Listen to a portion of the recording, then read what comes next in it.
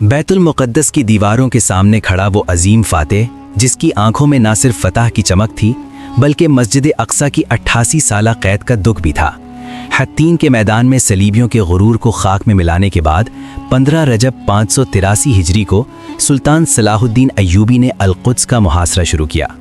شہر کے اندر صلیبی سپہ سالار بالیان ابن بارزان کو اپنی شکست صاف نظر آ رہی تھی، لیکن وہ یہ بھی جانتا تھا کہ سلطان کے دل میں القدس کے تقدس کا کتنا احترام ہے۔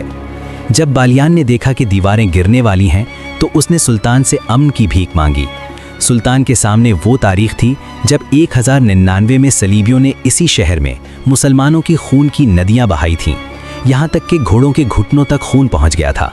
سلطان بدلہ لینا چاہتے تھے، لیکن بالیان نے ایک خطرناک دھمکی دی کہ اگر انہیں امن نہ دیا گیا تو وہ شہر میں موجود 5000 مسلمان قیدیوں کو قتل کر دے گا اور مسجد اقصی سمیت تمام مقدس مقامات کو مسمار کر دے گا۔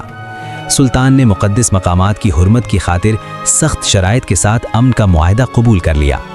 فدیہ مقرر ہوا، ہر مرد کے لیے 10 دینار، عورت کے لیے 5 اور بچے کے لیے 1 دینار۔ لیکن یہاں سلطان کی عظمت کا وہ پہلو سامنے آیا جس نے دشمنوں کو بھی ان کا گرویدہ بنا لیا۔ جب ہزاروں غریب عیسائی فدیہ دینے سے قاصر تھے تو سلطان اور ان کے بھائی ملک عادل نے ہزاروں لوگوں کی رقم اپنی جیب سے ادا کی اور انہیں باحفاظت نکلنے کا راستہ دیا۔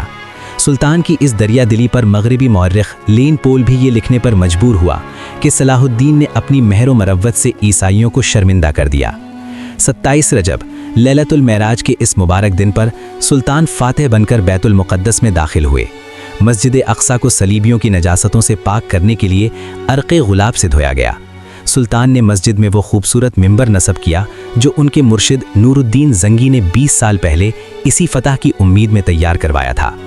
القدس کی فضاؤں میں 88 سال بعد ایک بار پھر آذان محمدی صلی اللہ علیہ وسلم گونجنے لگی۔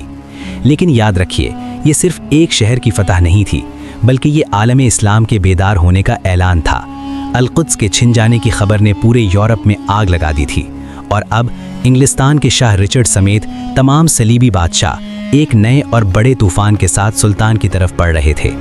کیا سلطان اس متحدہ یورپ کا مقابلہ کر پائیں گے؟ کیا بیت المقدس کی یہ آزادی برقرار رہ سکے گی؟ یہ سب جانیے ہماری اگلی ایپیسوڈ میں۔ اگر آپ کو سلطان کا یہ عدل پسند آیا ہے تو کمنٹس میں فاتح بیت المقدس ضرور لکھیں۔